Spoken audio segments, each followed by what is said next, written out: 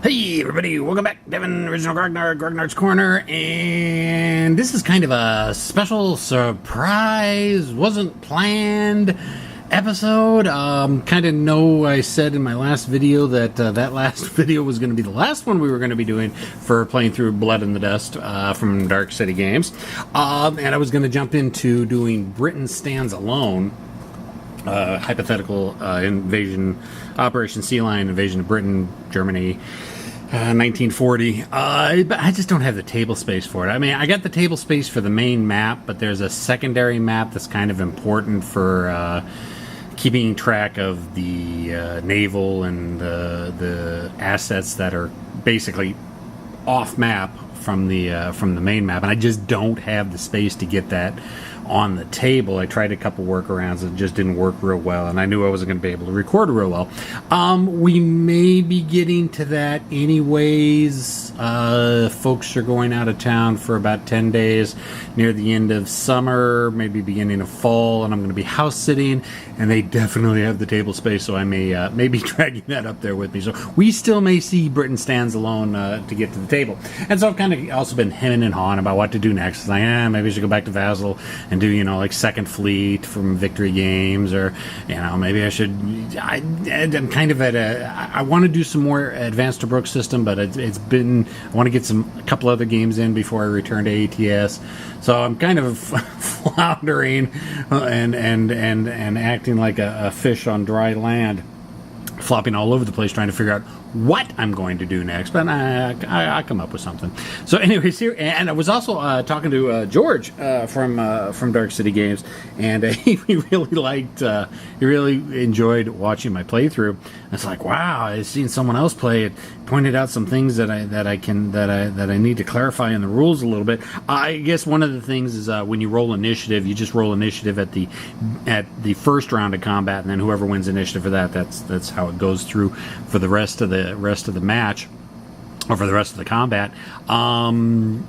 And so that kind of makes some of those skills where you can, steal initiative from the opponent or get a chance to go first a little bit more important than I had thought.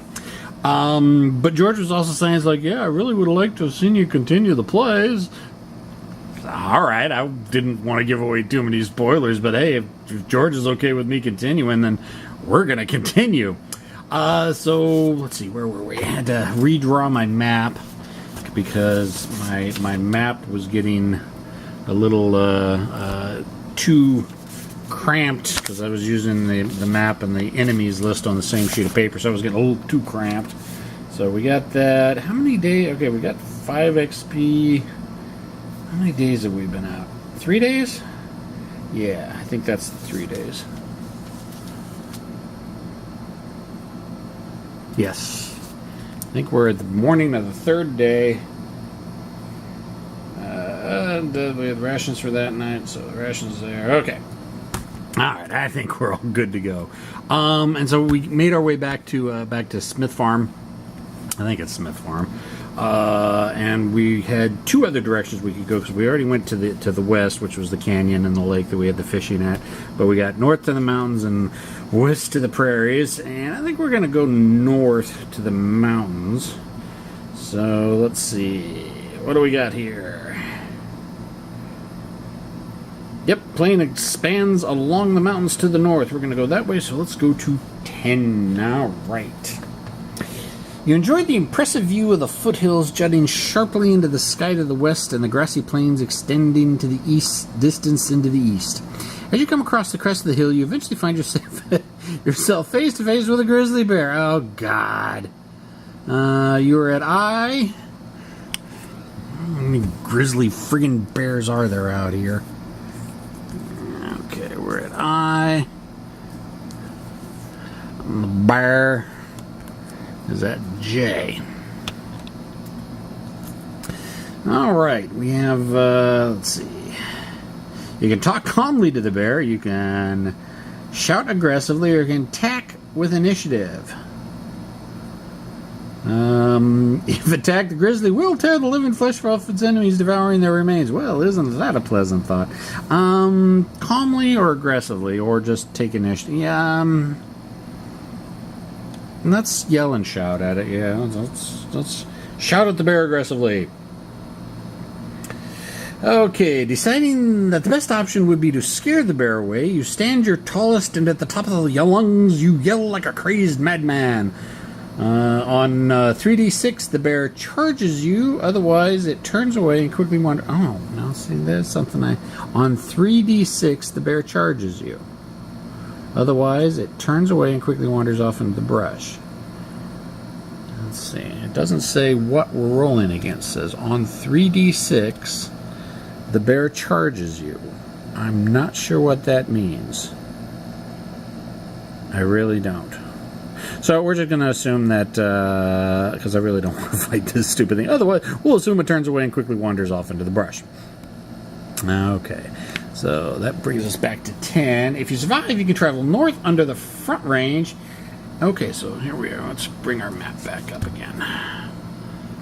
Okay, so...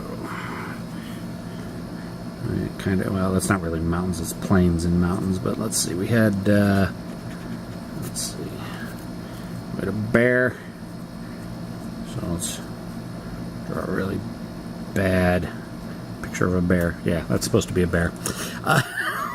Leave that as a bear. Okay, we can travel north again under the front range. And this is actually 10. To the east, plains. South on the front range, which is where we came from, or west into the foothills. So that's foothills. Range. You know, let's keep going north. Yeah, north under the front range. So it takes us to 40. Okay. You are in a small settlement nestled in the trees at the edge of precipitous foothills. A mountain creek bubbles down between small cabins that hide between the tall pines. Though all is in working order, the place is eerily quiet. Alright, so we got a village. So let's draw a couple buildings. Yes, this is why I was never allowed to draw maps when I was playing D&D. And some pine trees. Okay. Yeah, that's a village. That's 40. Alright, now let's see what our options. Knock on one of the cabin doors, call out, forcibly enter the cabin, or move on to the plains to the north, east, south, or hike up the steep mountain trail to the west. Okay, so again, we got options to go north, south, east, or west, but since we're here, let's go ahead and check out things. Well, let's be polite and let's knock on the heavy door. 41. You knock on the thick wooden door. After a few minutes with no one answering, you knock again. There is still no answer, though you almost feel you're being watched. Okay, passing a 3 IQ plus streetwise, you notice that the building is very sturdy. Okay, well, I gotta see if I get anybody who's got streetwise. I think I did take someone who took... Nope, I didn't take anybody with streetwise. Okay, so I guess we'll ignore that. Nothing moves in the settlement, but tools and belongings lie around as if left in haste. All right, well, so let's call out 42. You call out a greeting that echoes in the cool mountain air. Is anyone there? Please help us. We're searching for kind folks gone missing. Really? I would never say that, but hey, whatever. There's no reply. I can call out in Spanish. If I got someone who speaks Spanish? Yeah, well, we got Jane speaks Spanish. So she'll call out in Spanish as well. So 43. A thunk sounds from inside a cabin as someone moves. The door creaks open and a Mexican man cautiously steps out on the solid door closing and latching behind him. He tells you in Spanish, "My name is Juan Gonzalez Rodriguez." Can't get any more stereotypical than that. We live in the settlement, but we are often beset by enemies. We suffer Ute raiders who come down from the mountains, and as a result, we must protect ourselves. Ute's a tribe of Indians. After some questioning, he tells you, a couple weeks ago, white soldiers passed this way, looking for missing people too. The soldiers were arguing about something, though what it was, I do not know. The party split up. 2 soldiers rode in the mountains to the west, and 4 others rode to the north. Oh, okay, so now we got some clues. So we got 4 soldiers that went, let's see, 4 soldiers that went to the north, and 2 that went to the west. Okay, well, now we got some clues as we go back to 40. Let's see. Well, we're not going to forcibly enter the cabin, so now we have to decide which way do we want to go. We want to continue going out towards the plains. Or do we go north? What's north? Plains to the north. And there's going to be more mountains or foothills to the west. You know what? Let's try to find the 2. Let's go to the west. Let's see, what is that? Steep mountain trail to the west. All right, we're going to the west for a steep mountain trail. What is that? That takes us to 90. Okay, hold on. Let's see. That was 1 location. That was 2 locations. You only do 3 locations. Or is it 2 locations a day? Maybe I better check that real quick. Maybe only 2 locations a day. I know in the fantasy one, pretty sure it's 3. Let's see. Time. A mounted party can visit 2 locations per day. A walking party can visit 1. Party must dismount while in the mountains. Party must camp for the night following encounters at the last location. Okay, so I'm going to have to camp here. Because this is the second location. The first location was we ran into the bar.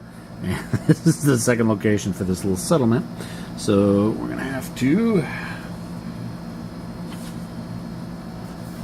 Okay. So we're going to sleep through the night, which is going to be... We're now on the 19th. And we're going to go through another ration of food today. Remember, you would think the rations and the dates would be the same, but you got to remember I had I went fishing and caught a bunch of fish, and it gave me the food for 1 day.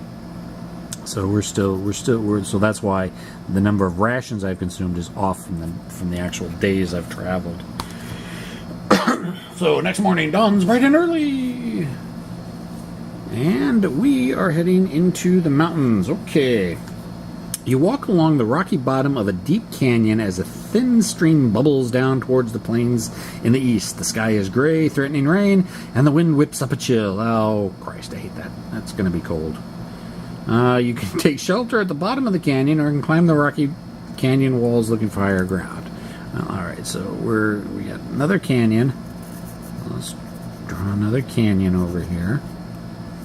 Let's enter 90. We're at the bottom, so let's draw us down here at the bottom. Okay.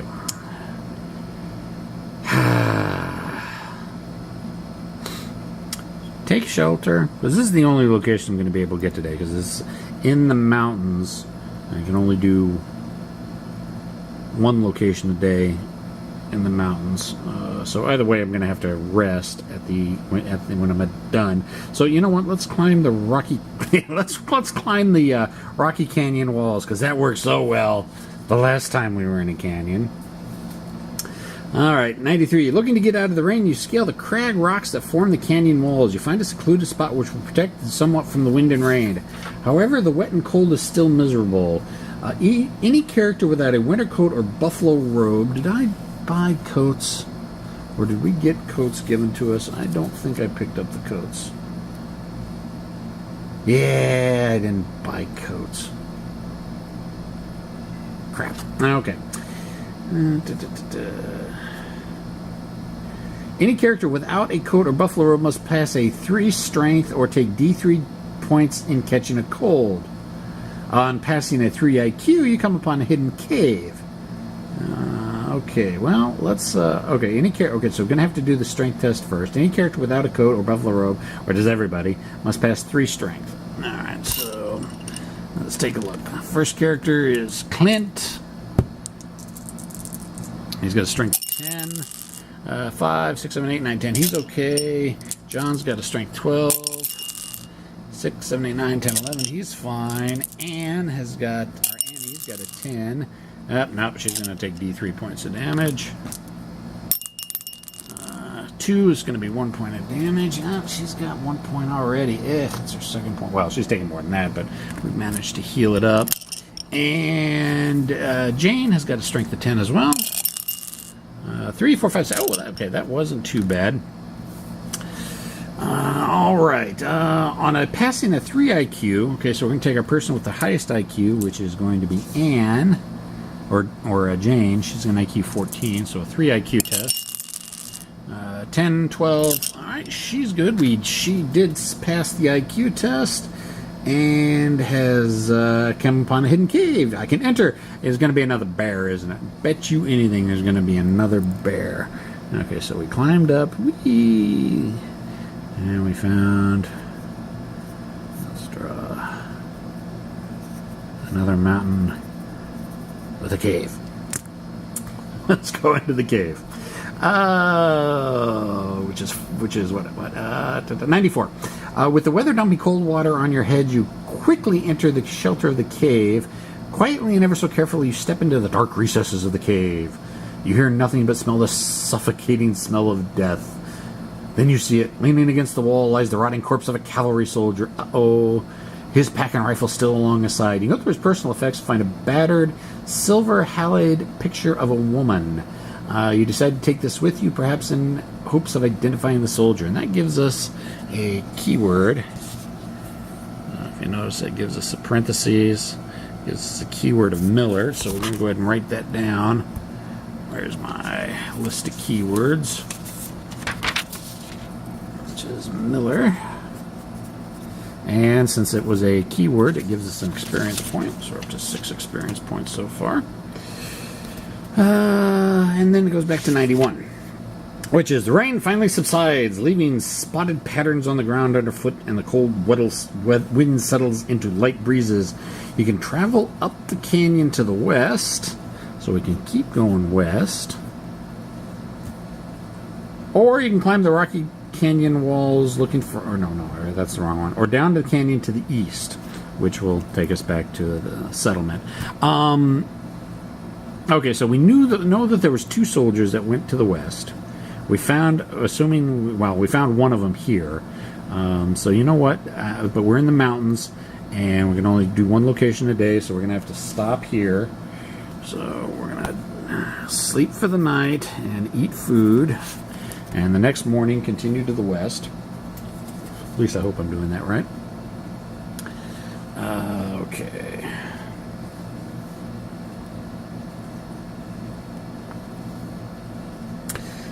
Travel up the canyon to the west. 80. Let's see, okay. You are in a steep, rocky gully. More rocky gullies.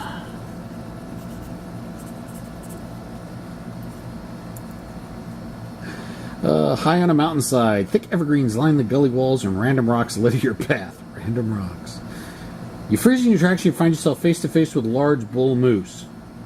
You can talk to it calmly, hoping to back it away, or attack it with initiative, thinking it might make a nice dinner. Moose is good eating. It really is. So we're gonna, and we need rations.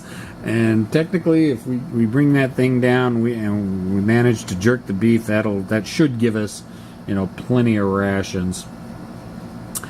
So we're going to attack it. 78. You're up the battle board.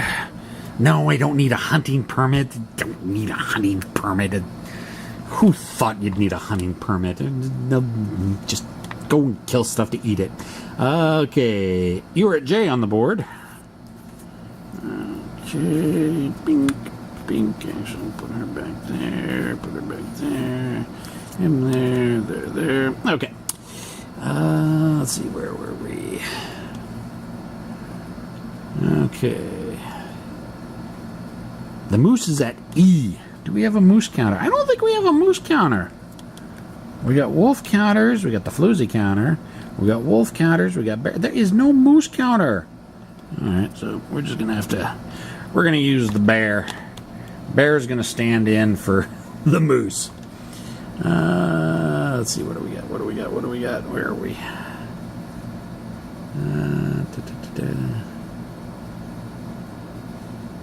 Where were we?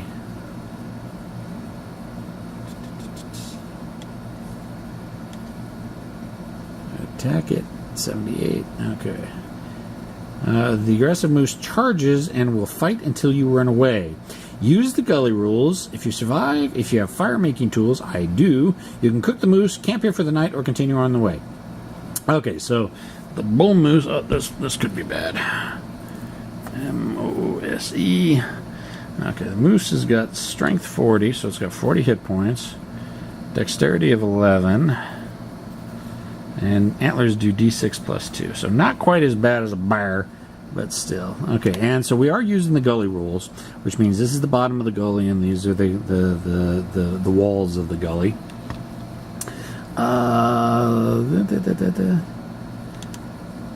And it doesn't say anything about either one of us having initiative, so we're going to have to roll initiative normally. Alright, so again, we're going to be using black for the moose, the bear moose. Green for us. 1-6. Alright, we get initiative. Woohoo! Yay, good, because, 40 hit points is a lot, and we don't need a moose goring us. So, okay, who do we have first? First off, we got Jane in the front. She's going to go ahead and take a step back. Ooh, I'm not going to have much room. So she's going to step to the side. And she's going to shoot. What does she got? She's got the shotgun. Nope, she's got a... Nope, wrong character. She's just got a single pistol. All right, so she's going to shoot. Yeah, she's my medic, and she doesn't... My medic and talky-talk face person. Her dexterity is an 8. She's not going to hit shit. 8, 9, 10. Yeah, she misses. Let's see. Clint's got the Sharps rifle. He'll go ahead and take a shot. He's got a 12, and he's got a rifle plus 2. He's going to add that to his aim, so he's got a dex of 14 to hit. 4, 10, he hits. Damage is 2d6 plus 1. 6, 7, 8, 9. The moose has no armor, so that's 9 points of damage. And unfortunately, now he's got to start reloading. John has got twin Colts. He's going to be dual wielding the Colts, and as I kind of house rule. Oh, and George thought thought the way I was doing the house ruling was just fine. That's the way you're supposed to do it.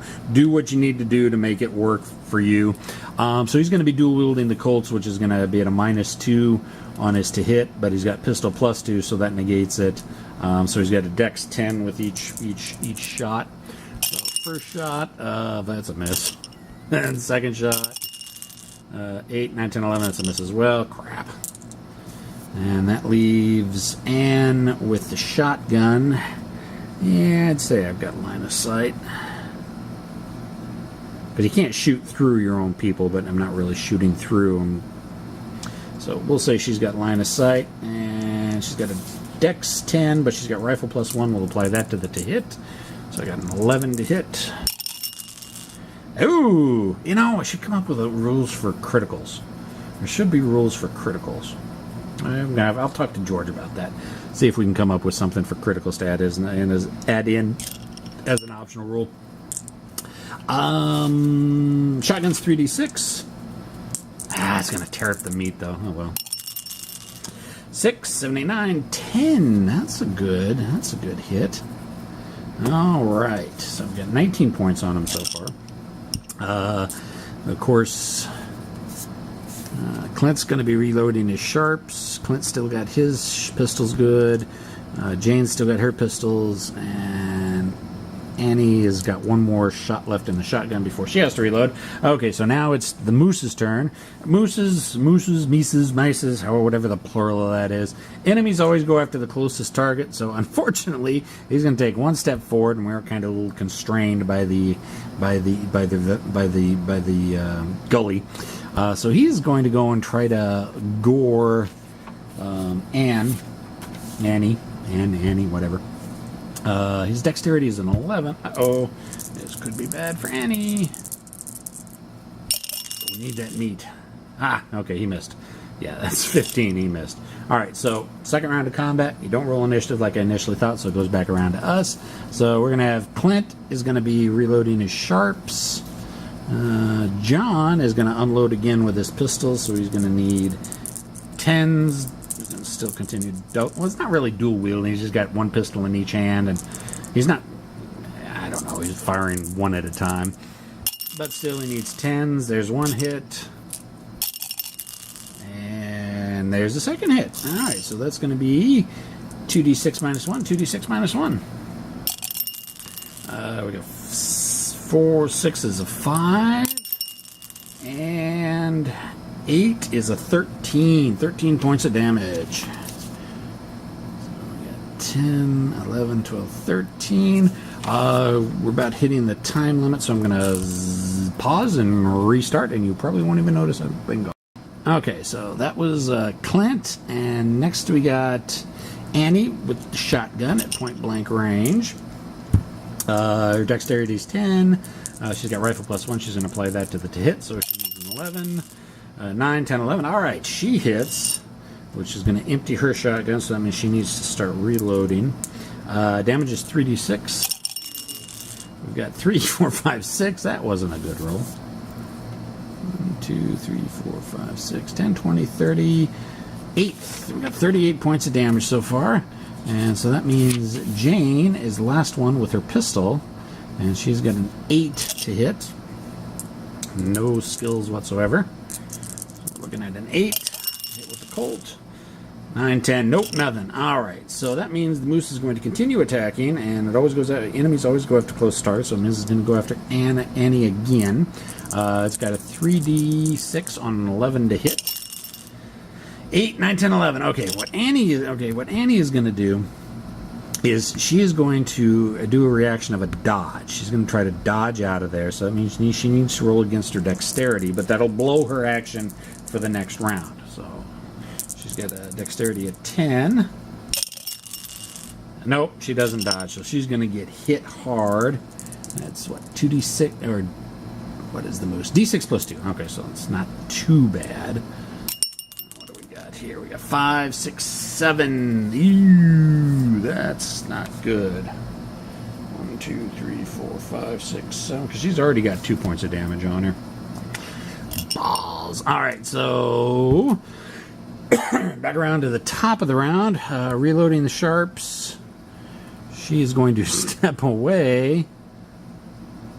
You know what? I'm going to actually look up the rules for gully. I may have to I'm going to try to see if she can try to get up the gully walls. Let me check the rules for gully real quick, because I know there are specific rules for the gully.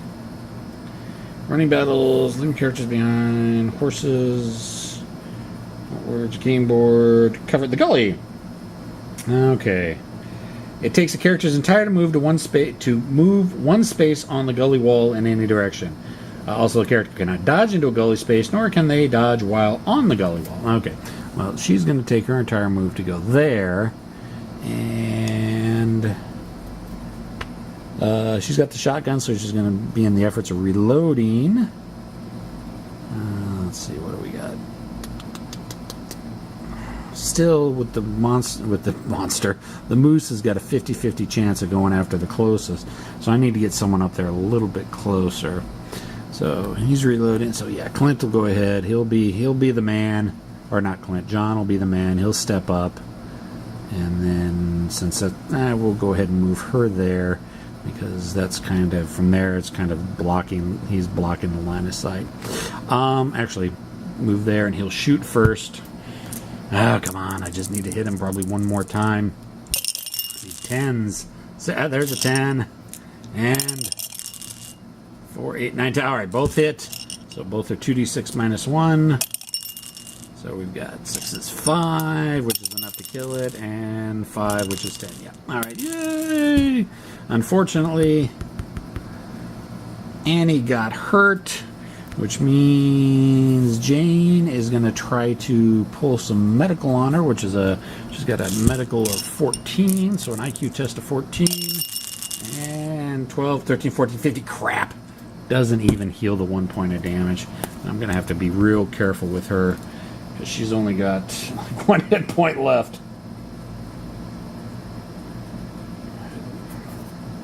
Mark this on my mass. 1, 2, 3, 4, 5, 6, 7, 8, 9. All right. All right, so we killed the moose.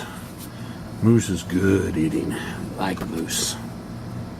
78. All right.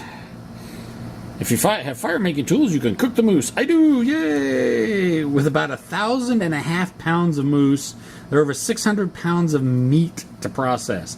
At least for today, you bleed the moose, skin it, and carve off fillets. You set aside some steaks and carve the rest into strips to dry and make jerky. 30 days rations.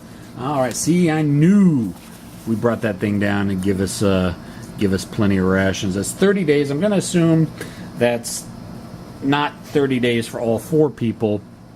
It's 30 days rations, period. Break that down, it's 28, so that's what?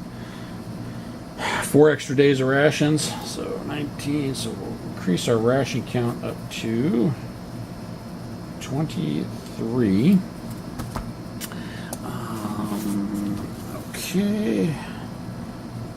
Lighting a small fire, you soon have sizzling moose steaks to look forward to. Everyone in the party eats extremely well, and you will sleep through well tonight. Your belly's too full, you have no choice but to camp here for the night. Additionally, fresh dinner is so good that every character heals 1 point of damage. Okay, now I will say, I won the combat, so that gives me 1 XP. And there's a keyword here for moose. So we'll go ahead and write down the moose keyword, and that gives us another XP. But we do have to camp here for the night.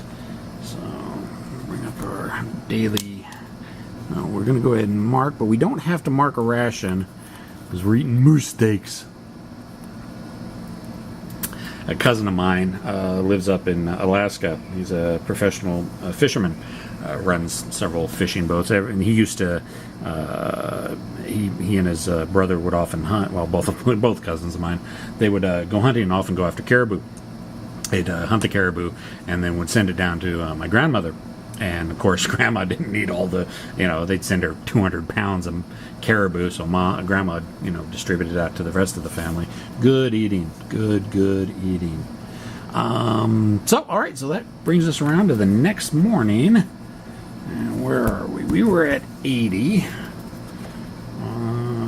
Okay.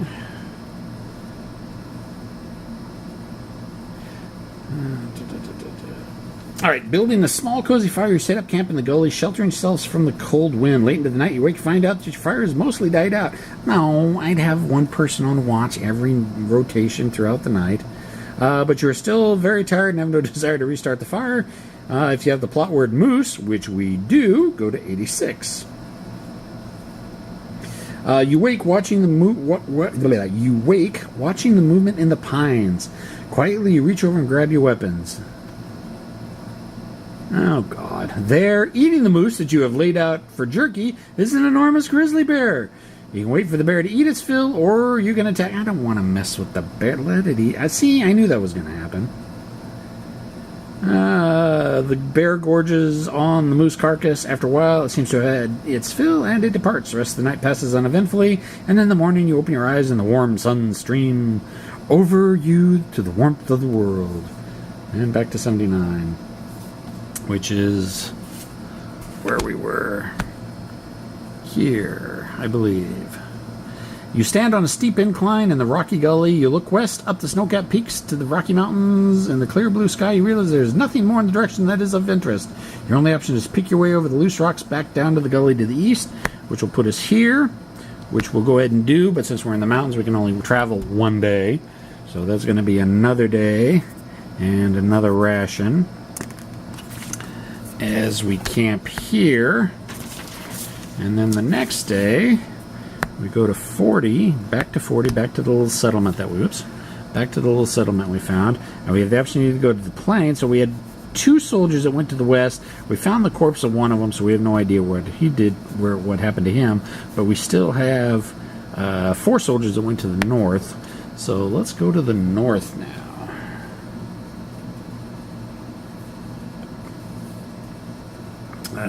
Let's see. Back to the plains to the north, 100. Okay. So we're going to the north, grab my pencil. The scent of fresh pine wafts through the air, and brown pine needles line the soft ground. You are in a thick pine forest on the edge of the jutting rocky foothills. You suddenly freeze, hearing voices in the trees ahead. Peering through the tall trees, you see a party of 4 stout, dark-skinned Indian warriors, 2 attractive, young, light-skinned Indian women, and 10 horses. Okay, so going to the north, which is 100, and we got trees. Lots of pine trees. Yes, those are pine trees. And I'm not going to bother to draw the Indians. You can call out if you speak Ute or Arapaho. I don't think any of my people speak Ute or Arapaho. No, but I do have someone who has Indian sign. Or you can sign in Indian. You can approach. Otherwise, you can attack with initiative or sneak away. But no, we're gonna approach and sign in Indian. So that's 108. You sign a greeting to the party approaching cautiously. The Indians are willing to talk, well, sign, but they appear somewhat cautious. If you have the plot word rescue, I do not have the plot word rescue. Go to 105. Answering your questions, they tell you they've seen no white travelers in the area, nor have they seen any soldiers. They tell you that they are friends of the white man and wish you well. You can ask about the women and the horses, or you can go about your way. Let's ask about the women and the horses, just because we want to be nosy and get ourselves into trouble. You ask the leader of the party about the women and the horses. The Ute take a defensive stance, readying their weapons. They tell you that the women and horses now are their property after having raided an Arapaho village to the east. Oh, so somewhere to the east is an Arapaho village. And you know what? We're not going to mess with them. You know, Indians raiding each other and stealing each other's women long before we ever showed up. So, and I really don't feel like fighting a bunch of Indians. So, politely go on our way, which is 100. Okay. Okay, what do we got? Direction-wise, we got plains to the east. Not plains. Plains, not aircraft. Let's see. Foothills to the south is which where we came from, or climb up the rocky canyon to the west. So no more going north.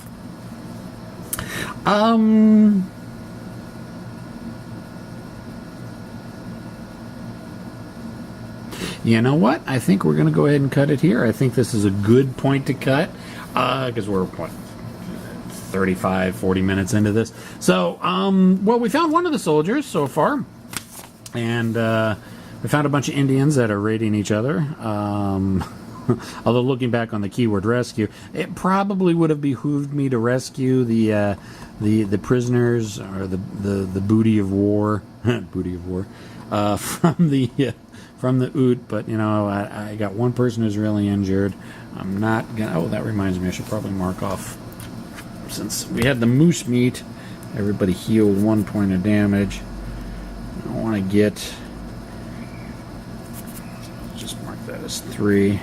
I want to get into the middle of intertribal warfare. Probably gonna bite me in the butt. I'm probably gonna find the Arapaho or the Apache tribe, and they probably won't be as friendly to me as if I had rescued them. But hey, that's the risk we take. So that's what we got. Still trying to figure out what I'm going to do next. I'll figure out something eventually. Questions, comments, concerns, complaints, criticisms in the comment section, and I will talk to everybody next time. I may continue this, I may not. I don't know. We'll see what happens. I'll talk to everybody later. See ya.